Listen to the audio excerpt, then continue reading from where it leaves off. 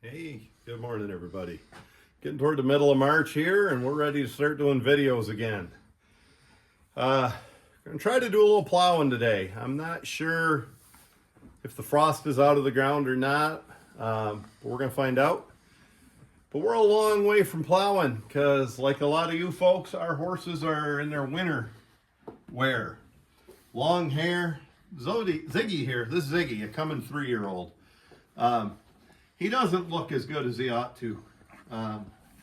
He's in that stage where he's growing fast and he's turning all his feed into growth. He might not look bad because of that long hair. He's on the thin side, especially considering all he's eaten. Now he's been wormed and we have an upcoming appointment to get their teeth floated here in the middle of May, but and we got to fit a harness to him. I'm sure he's a lot bigger dude than he was last fall. So that's where we're at. Ziggy and Zodiac. First step, we're going to get him clipped up. We're going to get rid of that silly mane. We're going to get the leg hairs trimmed up. We're going to do a little bit here just to give him a defined jawline and make his ears look sharper. Ziggy's not the world's prettiest horse. So we'll give him all the help we can with a nice clip job and help him get there. And hopefully he'll start shedding this long hair. He's longer haired than any of the rest of ours. Now it is mid-March. A lot of horses are long haired, but our other ones aren't like him. So before we turn the camera on, I was starting to get his legs clean. And he was a little cagey, just dancing a little, being a little silly in the cross ties. Of course, I'm getting the legs clean, so when we run the clippers, we don't dull the blades. Ziggy is normally really calm and level-headed. He's eating a fair amount of food and a good high-protein, Essential K type of stuff, calf manna type of stuff. A fair amount of that and quite a good amount of food to try to get him in a nice condition that he ought to be in. Especially with upcoming work, he ought to be a little heavier than this. He ought to carry some flesh and get him ready to start building some muscle too at this age. With that said, he gets turned out every day. Every day, all my horses get turned out. Whether they're working or not, they get turned out every day, all year round. But with that amount of feed he's been eating, and he has been working, he has been getting turned out daily for 6 hours a day, 7 hours a day. He's a little cagey. He's normally one of the most level-headed horses I have. That's what I love about him. But today, he's dancing a little. And bear in mind, he is a coming 3-year-old. So he's just a boy, and he's prone to this stuff. We started working him last summer sometime. You saw it on these videos. We started training him. He did some work last fall. Did a little plowing, did some logging work a few days. A pretty prominent breastbone. So he's new. Pipsqueak, I was just talking about, this is where the juggler is on the horse, and that's why they're sensitive there. Don't you have a story about a juggler? Oh, I do, Brant. I got chased by a whole pack of clowns. And let me tell you what, when you're chased by a pack of clowns, always go for the juggler. Get that guy first. You got the dumbest stories, Pipsqueak. Yeah, well, I was chased by a pack of mimes, too. Let me tell you, bro, they did unspeakable things to me. And they didn't even have a juggler, so I couldn't go after him. Scary. Over his ear, he doesn't seem to care.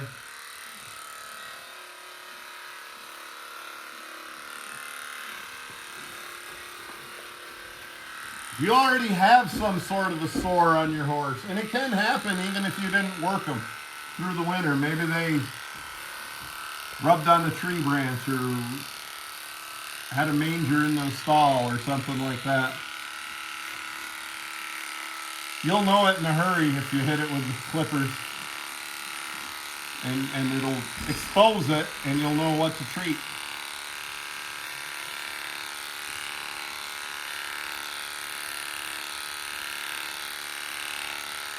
First clipping of the year is always the worst because they got long hair and then they got short hair and the contrast looks awful. Look at me. Got my hair cut today, Shelly. And I got a little bit of a scruffy beard and I got a haircut. I kind of look dorky, which maybe that's not all because of the haircut. And that's what your horses are going to look like too. Nick, you can comment on me looking dorky. Mm-hmm. Yeah.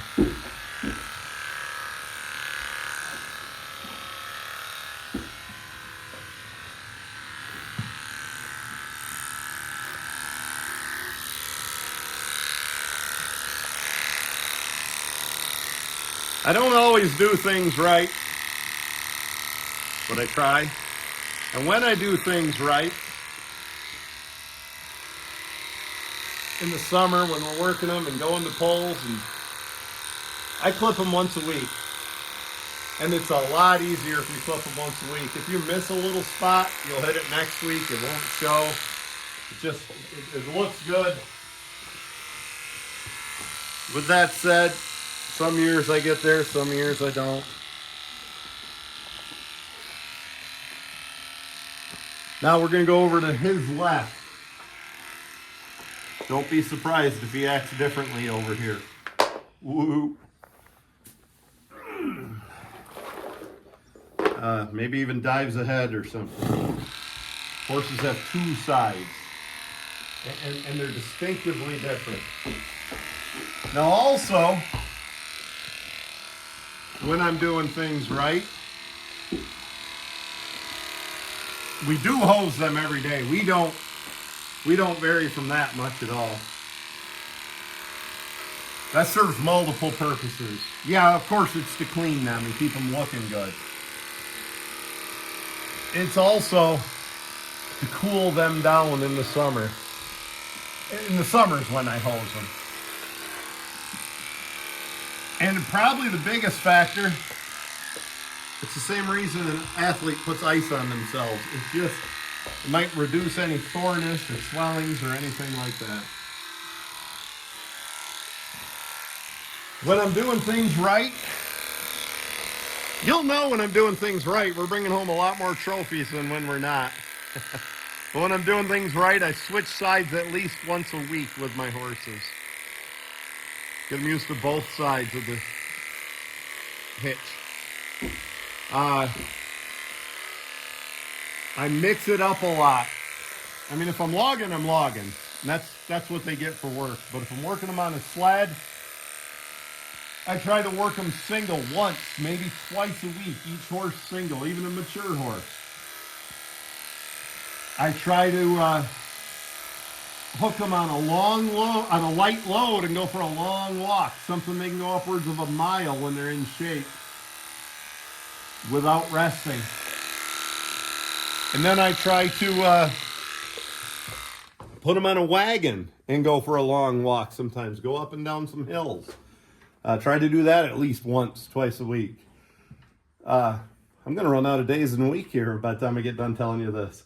And I try to always keep them on a decent load, something they can pull, but something they have to work at, and go some short distances for a couple hours. I like to do that once a week, and we adhere to that one pretty good.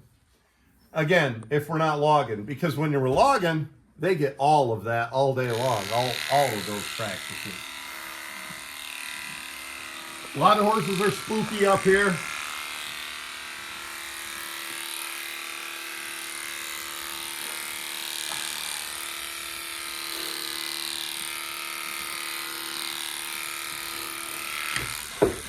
Just let him have it. He ain't gonna do much.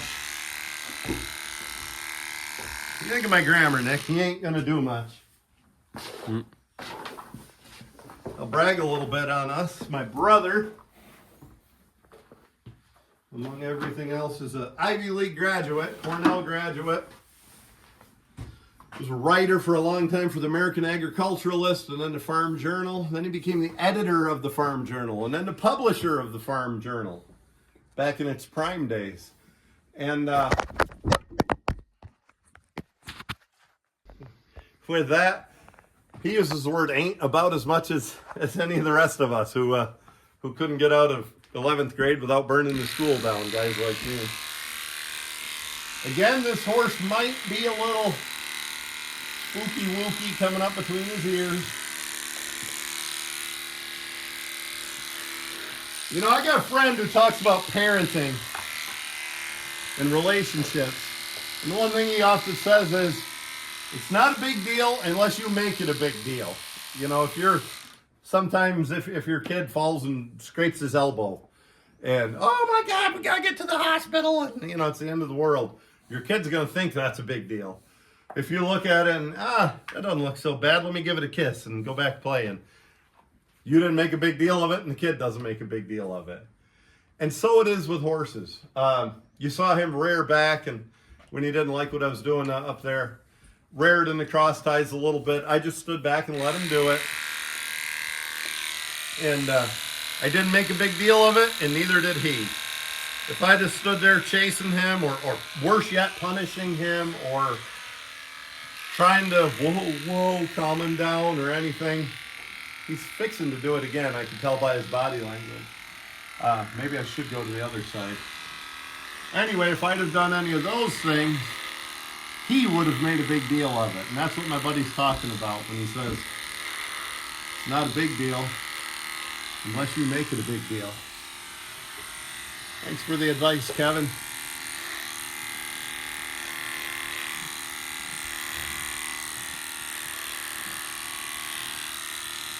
So one of these horses, maybe Elvis, I can't remember which one. It's kind of funny about clipping his foretop. I can come from back to front and he doesn't even care. In fact, he enjoys it. I go the other way from front to back and he thinks it's torture.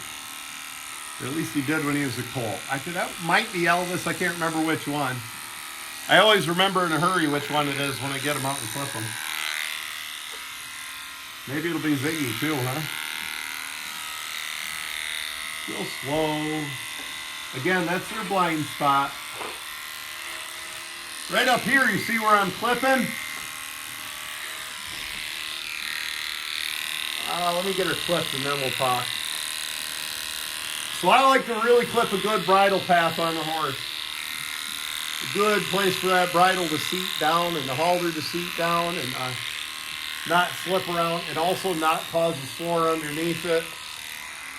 I've had some horses with sores up there. You know, usually we bought them that way. Ugly Jim had something happen to him. That pole evil's gonna come and go his whole life. By the way, Ugly Jim's on the other side of town working on an Amish farm these days. He lowered his head and he just kind of looked chill. Gave me some good body language. And I listened to him. And when I did, I pulled his ear right down so I could get it out of my view. I just said, you know what? He looks calm. Alright, the mane is clipped. The mane is clipped.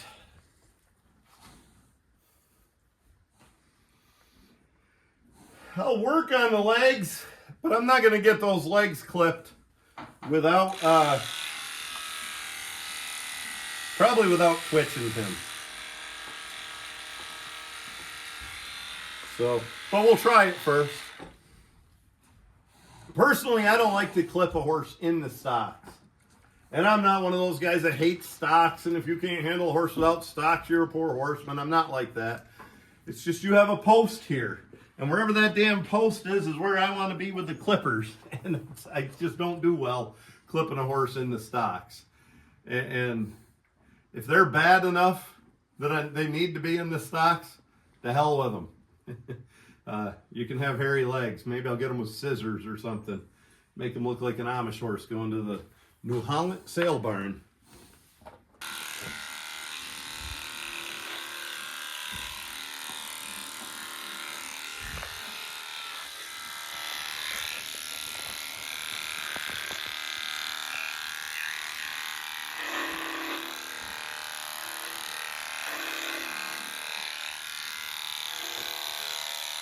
My favorite rider, and I like a lot of good riders. I like Hemingway. I like Robert Frost poetry. I like Jack O'Connor, the old hunting writer, gun writer. But my favorite was Maury Tallene from the Draft Horse Journal. And I don't think Maury Tallene would love what I'm doing. He'd say we're taking away the breed character. Maury really likes breed character in the horse. And I do too. The mustache on the Clydesdale. Stuff like that. Hell, the feather on the Clydesdale, I like that. I don't want to mess with it though.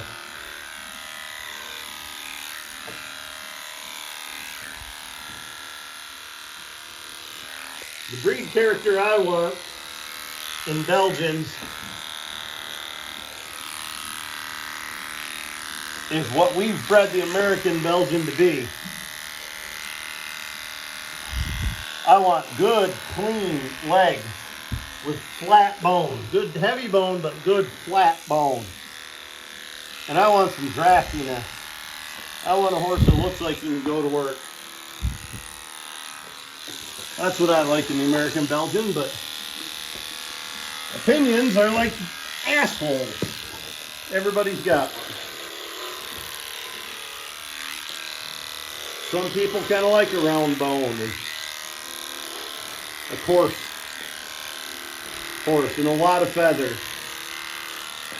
And you can make an argument that's true breed character sometimes. A lot of people like a head like this horse has. I like a head like Zodiac has down there. So I guess I'd say I like more of a Percheron head on my Belgian. As far as Percherons go, I like my Percherons to be drafty, like a Belgian.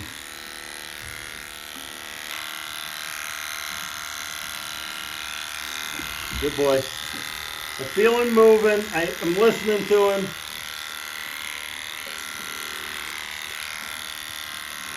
Getting ready if he jumps or something.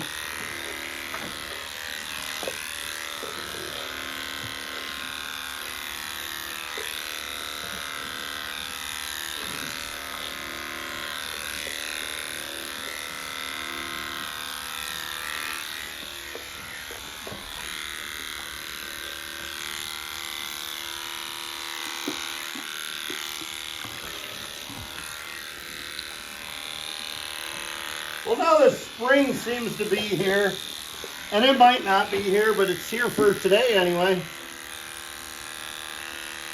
It's definitely on the way. Ooh, buddy. We're going to try to be a little more frequent with our videos. Biggest reason is we just got more to do with horses. Whoa, buddy.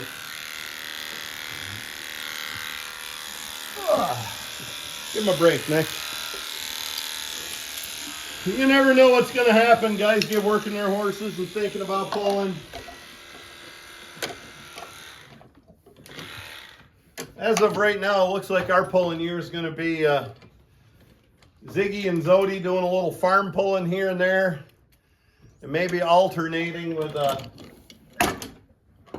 one of these guys and one of Elvis in the occasional light class. Elvis is a very good influence on a young horse.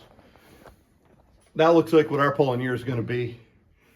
But things change quick, you know. My phone might ring next week or in a month from now or whatever. And, you know, I got a 5-year-old I'd like you to work. Or I got one that I thought I could get in the lights and I can't. Can you take him and feed him for a couple months and get him ready for the heavies or who knows what? Where's our other shovel? In the garage. Ah. Yeah, we're going to give him a break. Woohoo! Tell him what a good boy he is. That scared him a little. Give me a little break, and then we're going to keep on clipping.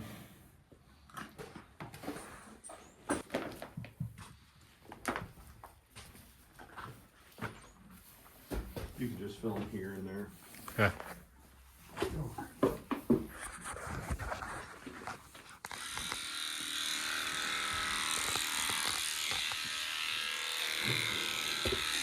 Switch in.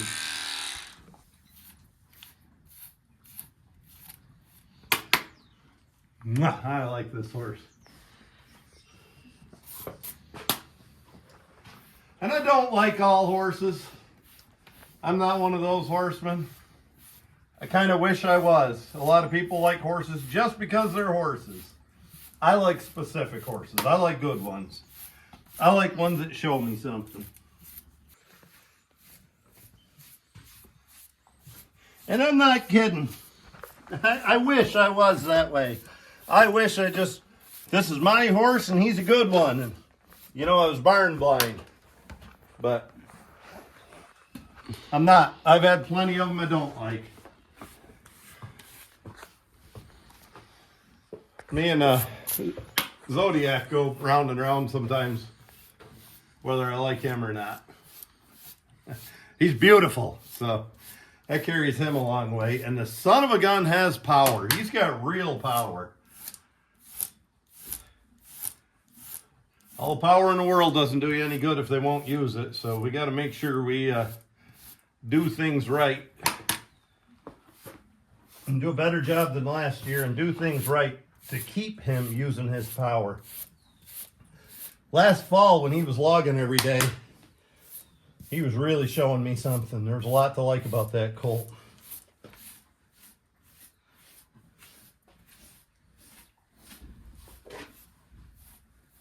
Again, if you look at my left hand, up by the pin bone, that way I can communicate with the horse.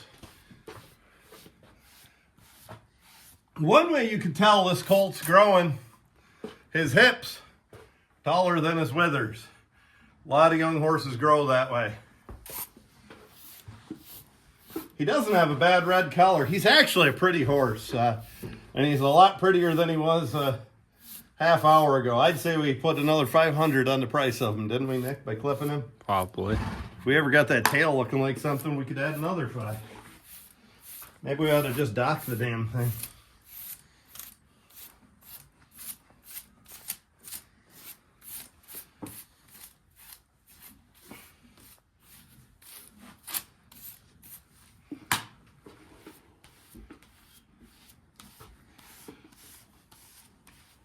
So I'm just brushing a horse. But in all reality, it's more than that. I'm teaching him manners. I'm teaching him to get over. I'm teaching him to stand. I'm teaching him to behave. I'm giving him a massage. I'm checking him all over from head to toe for injuries, sores, swellings, a bad clip job, anything like that. I'm getting rid of the loose hair, helping him shed. But don't forget your training. Even when you're doing this, if you tell them to do something, they do it. That's part of having authority. Authority. He's a slim neck horse, Nick. You think he'll be in a 25-inch collar? Not sure. Well, we got lots of 25s for some reason. We're short on 29s. I don't know. You never have enough collars.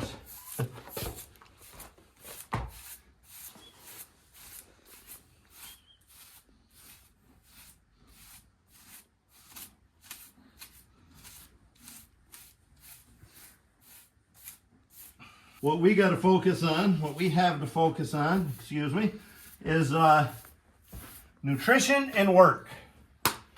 That's why I'm going to dump that old Essential K right to him. As I said, that's a calf manotype product. Doesn't have to be Essential K. That's what we get because that's what we can get at our local mill.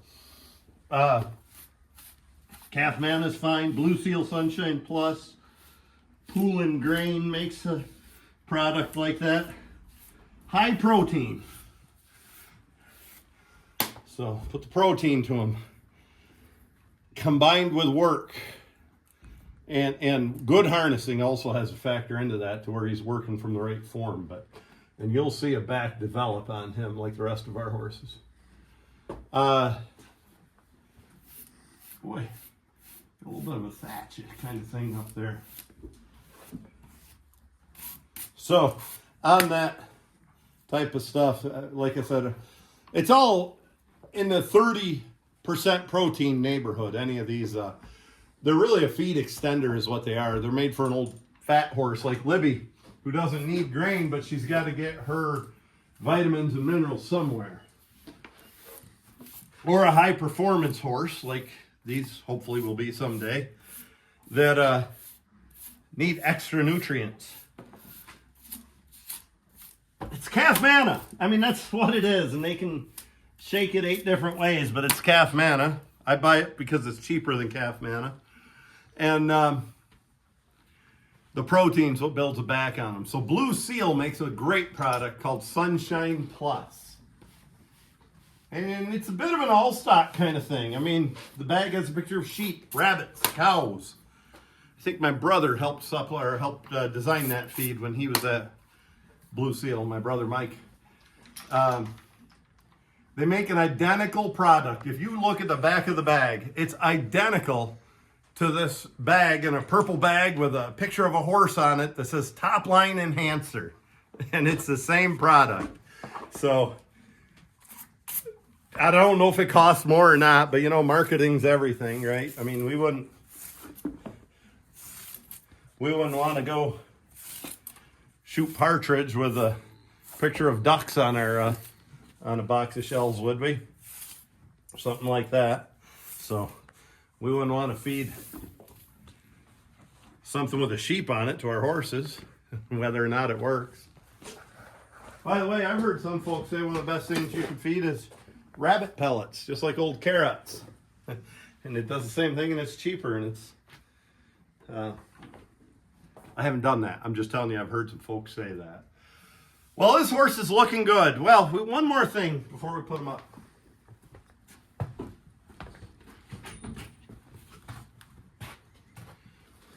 And I bought this stuff, and I put it on a couple times, and I haven't stuck with it,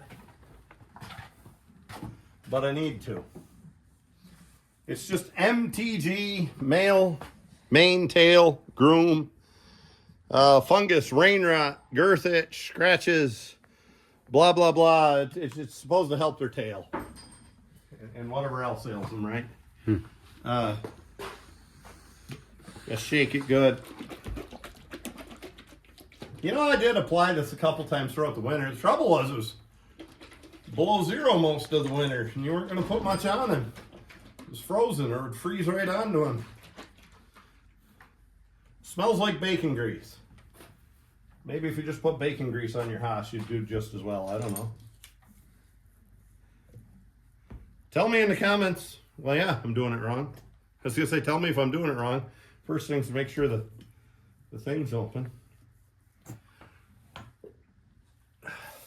I try to rub it right in, right up on the bone.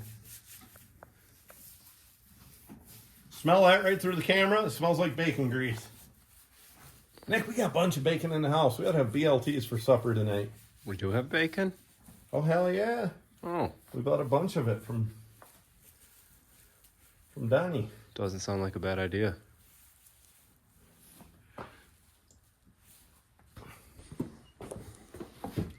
We'll see if we magically grow a tail. Magically delicious. That horse looks a lot better.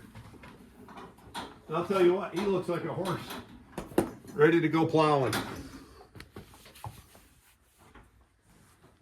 You know what, Nick? I lied. There is somebody left who does the old mohawk thing when he clips the manes. Who's that? Fred Wolfer. I think Fred's a 1928 model, getting close to 100. I hope the heck he's plowing again this year. I know he did some last year. Well, he's been out here a long time. So we're just going to let him get comfortable and have a little hay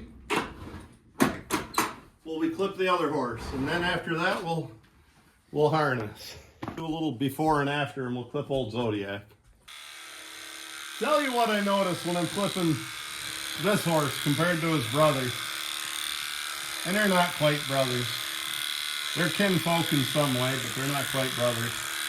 Their mares were full sisters, actually. This guy's out of a direct son of Boggs Creek Rocky, old, the hell's that horse's name? Rowdy, up north there. or he's by Rowdy. And he's out of a nice mare. Registered mare of no particular breeding, nothing I recognize. And the other one's out of a full sister to her, who's a nice mare. Equally nice, beautiful mares. And he's out of a RBD King stud. But anyway, breeding is as breeding does, I guess, right?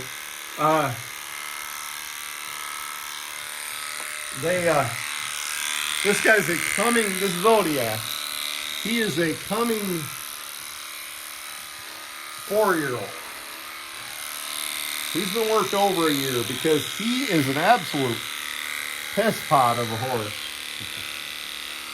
And I had to start him early to really get ahead of the curve with him. So I noticed the difference between a 3 and a 4-year-old. Look how nice this guy stands. He got clipped all last summer. Actually, he's always loved getting clipped. Even when he was a putz and didn't know how to behave. He thinks of being clipped as a Maasai. But I noticed the type difference, too. This guy's a short neck, short-bodied muscle head. Don't have to worry about a lot of supplements to build a back on him. The other one's a little taller, a little rangier, a little longer necked. A lot of times they move nice with a long neck. They've got gives them a good balance. They're just different horses. Look at the shape of the booty. Look at the tail. Nice thick tail. As different as they are, I think they'll make a pretty good team for a while. I kind of think this Ziggy down there is headed for a heavyweight, and this guy's going to be lucky to be big enough to be a good lightweight. I don't know. This guy always weighs a lot more than he looks. A year ago, he was weighing 1840 all summer long in about the same condition. So he get up to 1940, he'll make himself a lightweight. And he's just a coming 4-year-old, so he'll make a lightweight. The other one might get too big for lightweights. We'll see. Who knows? You know, some horses grow till they're 8, some stop when they're 2. So, you know, I talk about bloodlines here and there. I guess my favorite bloodlines are CD Rock bloodlines, like this guy. You know, I had Elvis down here is out of by a direct son of CD Rock, old MCD hooker. So is Rocket Man, Brian Armison's horse. We had 3 of them here. So was Penny Lane. She was a beautiful mare. This guy's out of a grandson of CD Rock. So it's a son of Boggs Creek Rocky. Whatever. Breeding doesn't amount to a hell of a lot. There's an awful lot of well-bred counterfeits. And there's an awful lot of horses winning horse pulls that come out of nowhere with no breeding.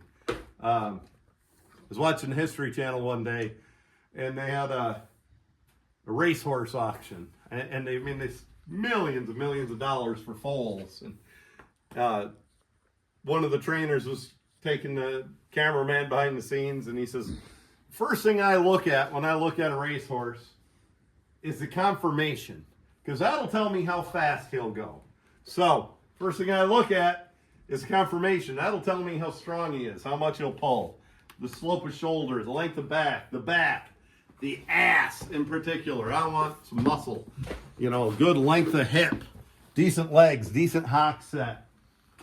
Conformation will tell me how much he'll pull.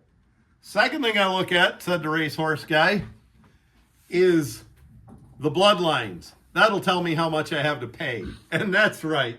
I believe that too, you know. This guy's very well bred. He could be a counterfeit, you know. But you're not going to buy a well-bred horse cheap either, I can tell you that.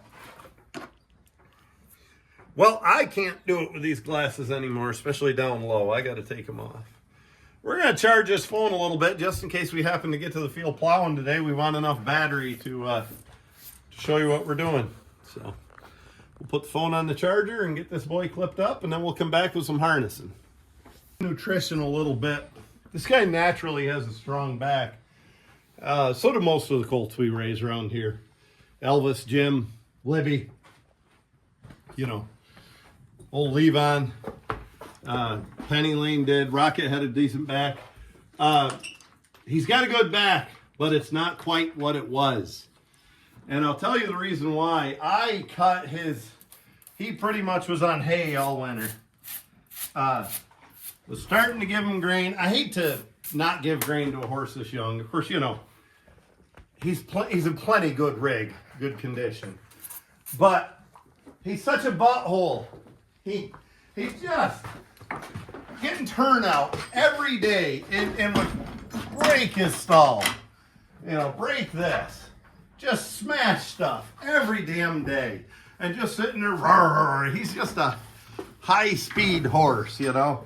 He'd be happy to get back to work. He was over that stuff and acting pretty decent last fall when he was working every day.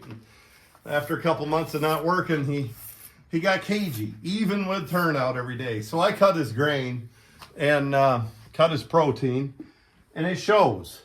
So we should probably monitor this, you know, between now and the 1st of June. I'll bet you, combination of good feed and work, we'll see that back develop on both these colts.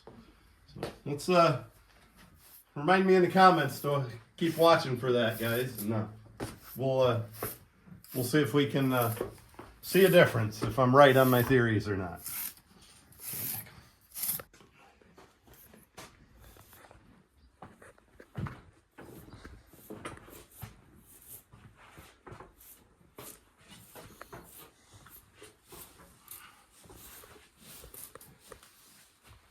So this is step one for spring work for us.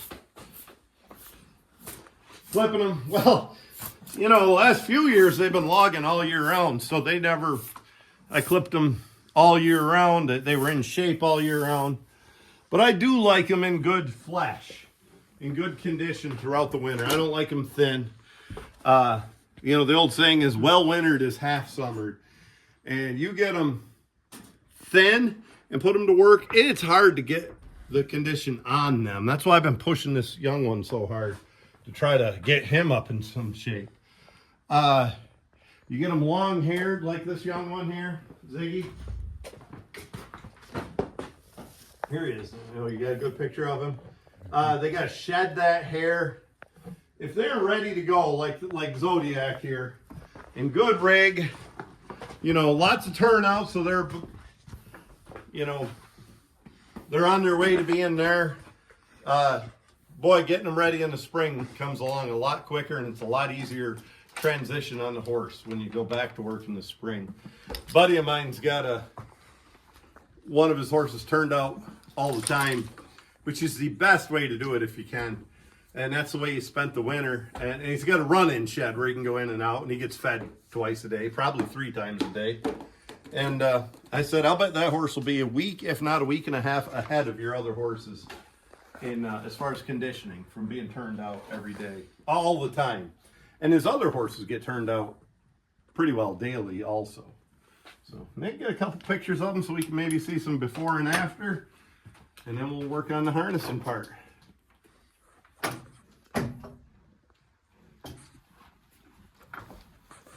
You notice even the barn manners are so much better on this horse than they were last spring. Just takes time.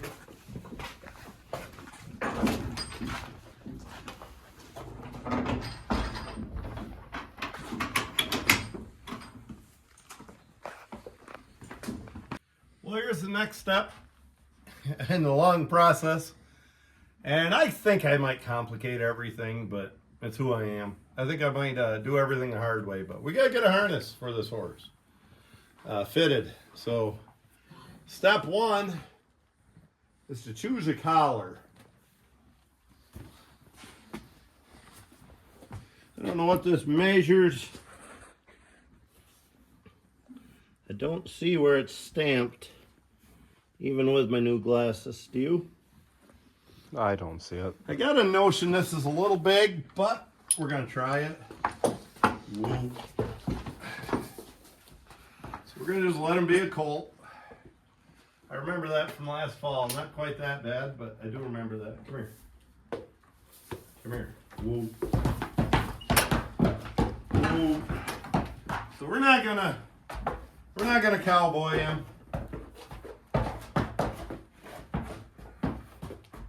Did you guys see that look on my face? That's the look like I'd like to cowboy him, but I'm not going to.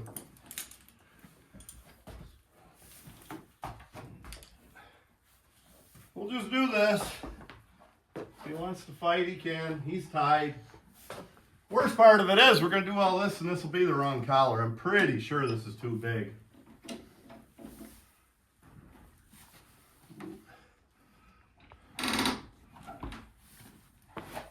So the takeaway is, that ain't that bad.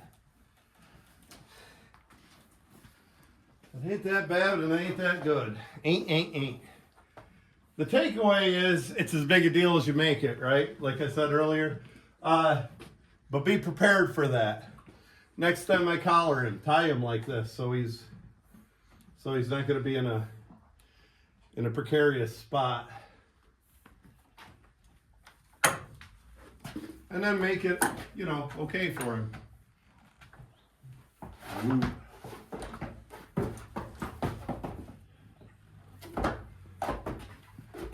Bear in mind, this guy hasn't done all that much work. Hasn't been harnessed all that much. Whoa. So here's half of what's going on. He's got a blind spot, and I'm right in front of him. I'm right on the fringes of that peripheral.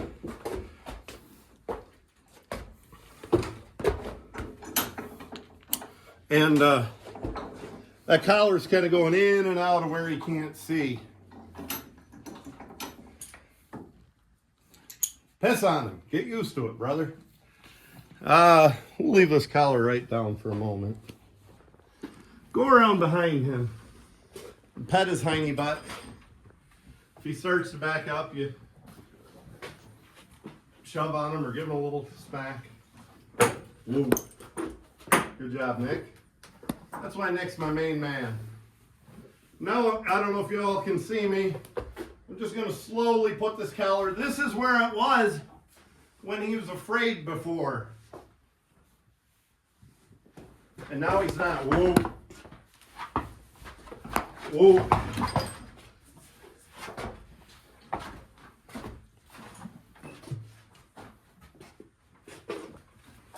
Come around the side, Nick. Side, you're okay. Whoa. I think this collar is going to fit. Now when you do that, be prepared. When they hit the end of the rope, a lot of times they come forward with their feet in the air. If you might have noticed, I'm here and I'm ready to get the hell out of his way.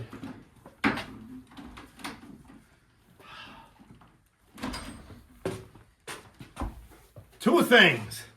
That's why you don't... Probably wouldn't happen if he didn't break so much shit on his stall.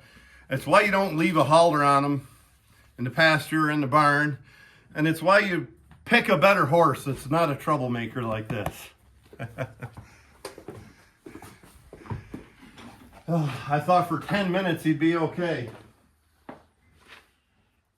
This collar's a little big. I do think once that seats, it'll be okay. But it's just a squirt big.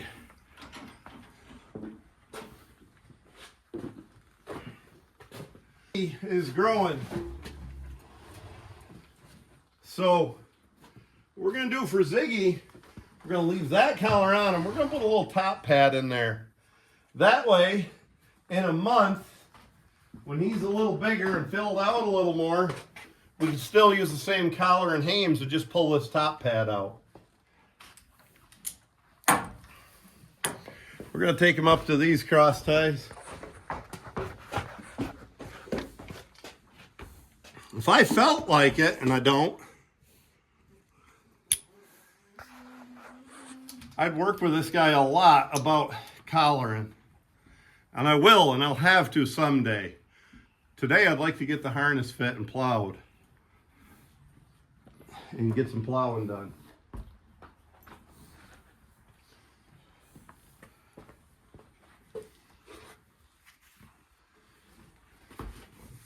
A little better every time. Of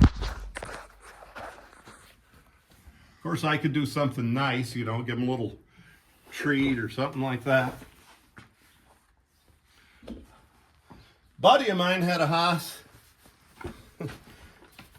come off a Amish farm, and that son of a bitch would not take a collar. And I mean, he wouldn't take a collar. He was bad. And instead of fighting him, he had stalls a little similar to what we have here, except the manger, hi Elvie, the feed manger hung on the outside of the stall. So what we did with that horse, this was Donnie Meta, we built a frame with a collar pad, big collar, so he could fit his head right through there. And if he's gonna eat any grain or get anything to eat, he had to learn to put his head through that collar. Didn't take 2 days, and that horse was one of the better ones to collar. How about you, Elvie? Ziggy's not at that point. We don't have to do anything that extreme. We just have to gently collar him, show him it's not going to hurt him, and be patient with him for a few days in a row. And of course, be prepared and have him tied so he can't ram to the back of the barn, or have Nick stand behind him if he's available. Or we're going to have to collar him again anyway. I don't like to put those top pads on if I don't take the other pad all the way out. And it's just plain good practice to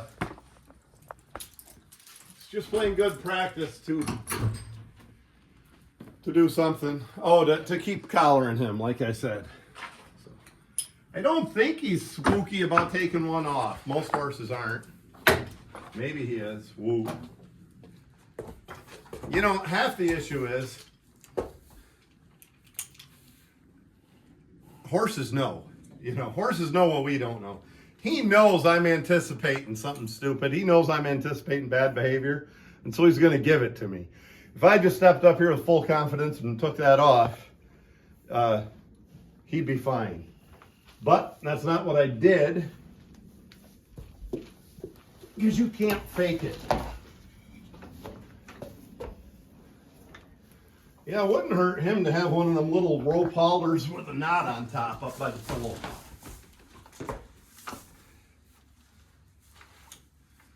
Now you saw this horse clipped. You know there's nothing wrong with him.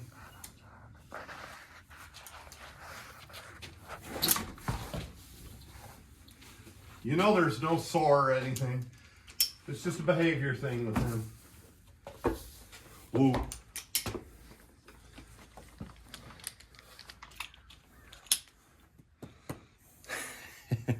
This is not the mood I'm in, patting him and telling him what a good boy. But it would do me no good to swat him on the nose or anything. You'd take a step backwards. It would be ill-timed. If he needs a swat, if you want to resort to that, and I'm not above that, the thing to do is stand behind him, and when he rears back, give him a smack.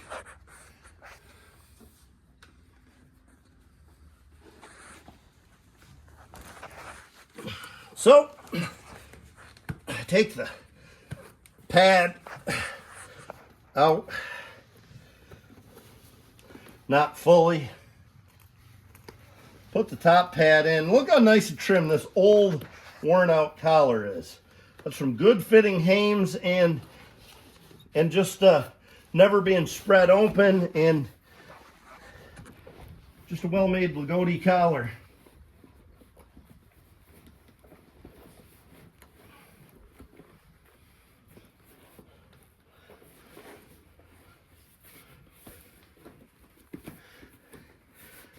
I'm not the world's biggest fan of over padding a collar, but I'd rather do that at the rate he's growing than anything else. I'm thinking here about putting this collar on him without making a small, well, at this point I'd call it a medium-sized problem without making it even worse. Hold him with the other hand. Ooh.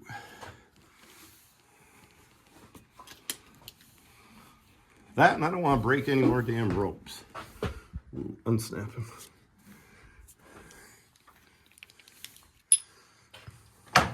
You're okay. Ooh. Ooh, back.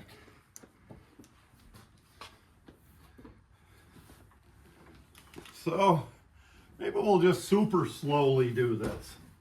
I'm about in the mood to be plowing, but doesn't matter what mood I'm in, because have to be in the mood for training.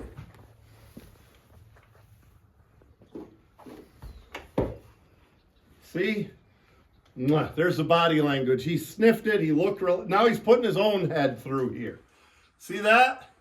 See that? Good boy. He pushed his own head through as much as I did. Pushed it for him.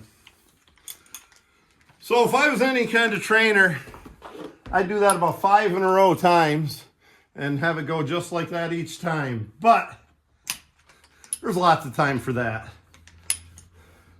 I'm in the mood to harness horses.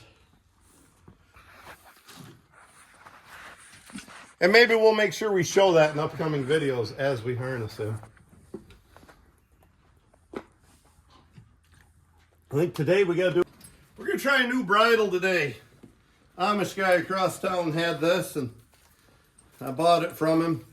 Looks like a good bridle. I'm always looking for good leather bridles. Looks like a nice lot of space up here. Got funny blinders, but they'll work for now. Looks like it's going to fit him well on the crown. I might be wrong, but we're going to try it. Came with this silly bit.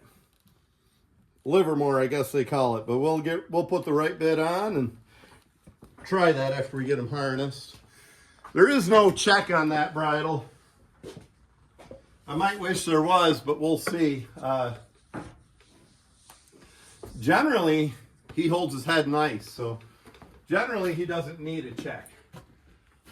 We'll see if he does today or not. Well, this is Elvis's D-ring harness.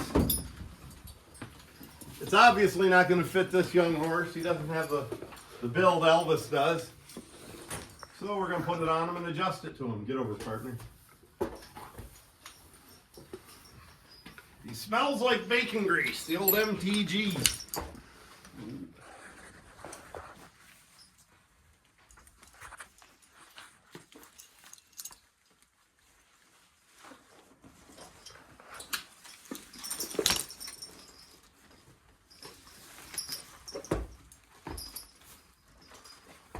I'll say that I made a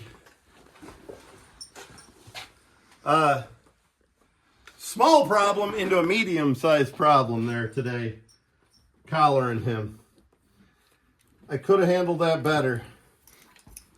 I could have handled it worse also. I could have actually made a small problem into a large problem. At least I didn't do that.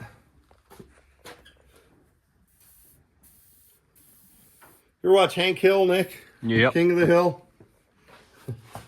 There's a scene in there where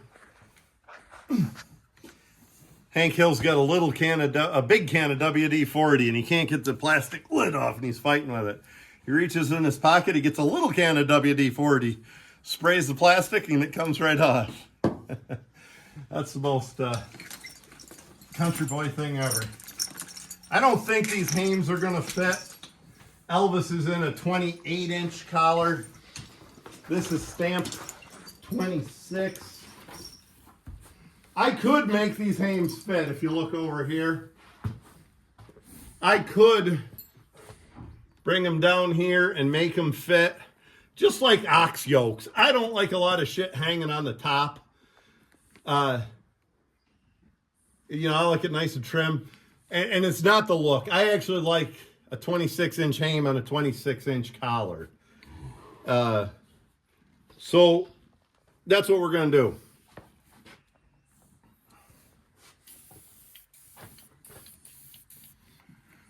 I have an extra set of 26-inch hames, and we're gonna put them on. Took a little doing, but we got a decent collar and hame on here. 26-inch hame on a 26-inch collar. I will run a 28-inch hame on a 27 or even a 26-inch collar occasionally, but I don't like to. I like to run it in the top notch, so it's level across there. Not a bad hame fit. Usually your draft seems to fall about right. We're probably going to put this draft on the bottom here. Old Dick Wallingford invented these. They were quite an improvement over the old wooden hames and the other types they had back then.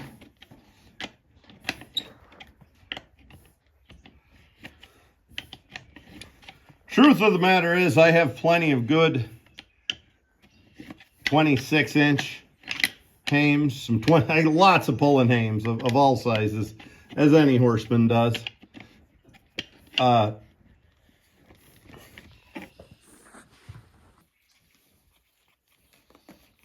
Nick, I am falling apart, man.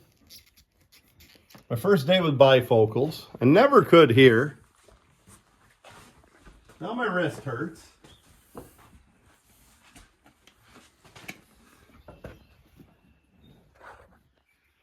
I'm just a wimpy man. You got that right. At least your invisible friend's still groovy. Yeah, Pedro's pretty cool. Pedro, he ain't. Oh, hey man, I'm pretty cool. No, you're not, dude. I am. Like, I'm the cool one. You're there for, like, to be the other guy that ain't cool. Oh no, you got that backwards, bro. Hey, shut up. I think that's what Ziggy says. Hey, shut up.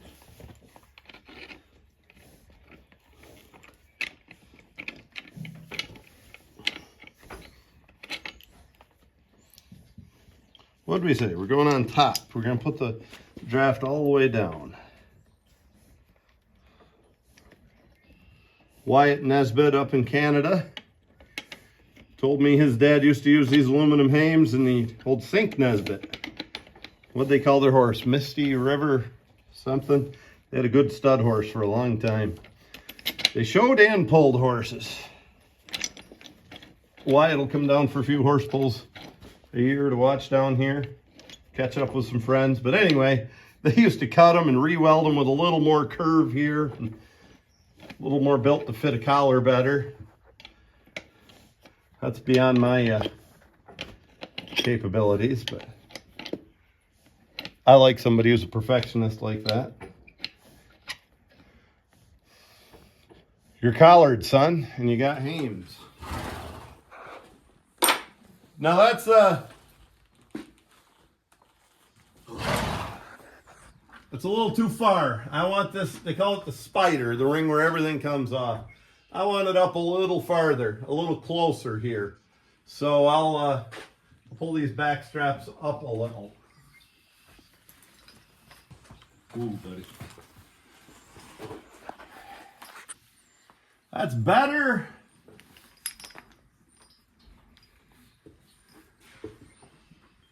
Can I live with that, Nick? It's up to you. It's up to me.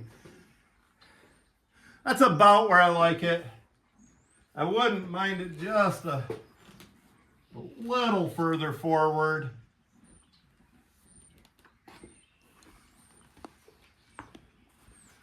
The britching doesn't fit too bad there. Yuck, bacon grease.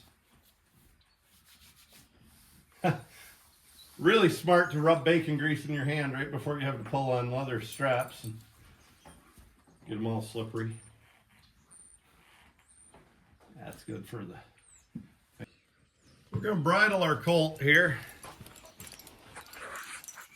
We're going to put the bridle right on over the top of the halter.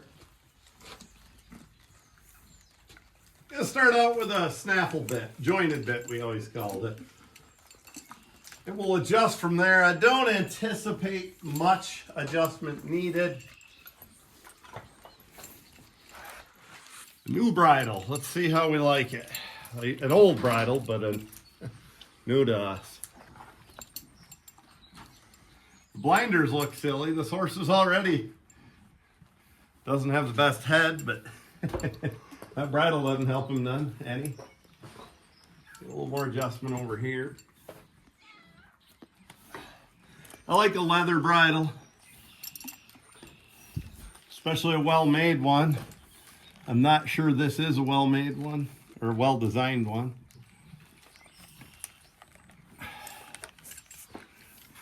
So what I'm looking for is a good fit, comfortable fit here. I might have it.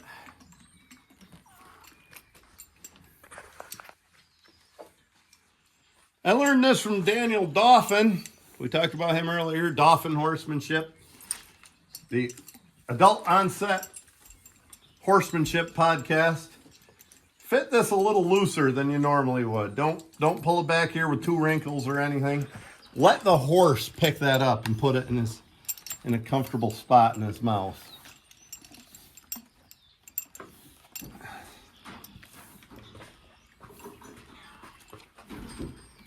And they'll actually pick the bit up. And I know that from accidentally doing that before. So, I've showed you this trick before, folks. We'll show you again. If you want a colt like this, and you want to be the safety of putting a bridle on over the halter, and then you want to lose the halter afterwards, like I like to do, unbuckle the side strap that's probably frozen. It helps to have strong hands.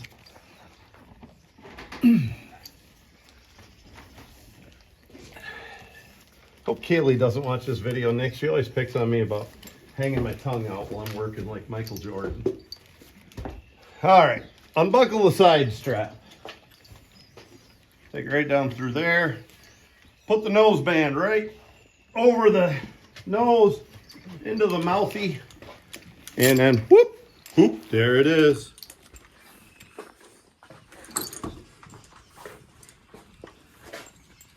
I don't know if I love that bridle or not. I think the only thing it'll tell is work. I think I could tighten that one more.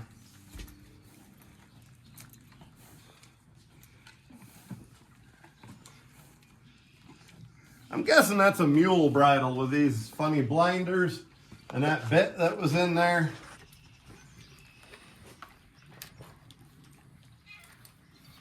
And it's really long. A lot of mules have a longer head than a Haas.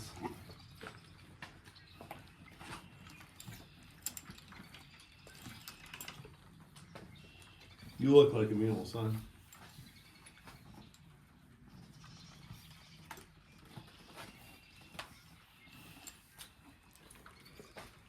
What I'm looking for that I haven't been able to find is a good fit up here on the crown. And when I saw this bridle, I thought maybe I had it, so that's why I bought it.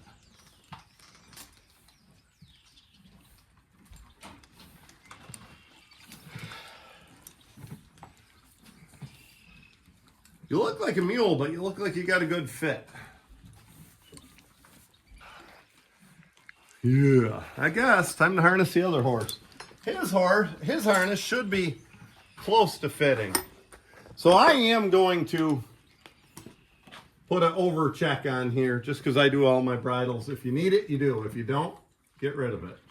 I think we ought to be okay for today without the over check. You know, these look a little funny. Maybe a better way to say that is I'm not used to them. But they can't look over the top of them, and I like that.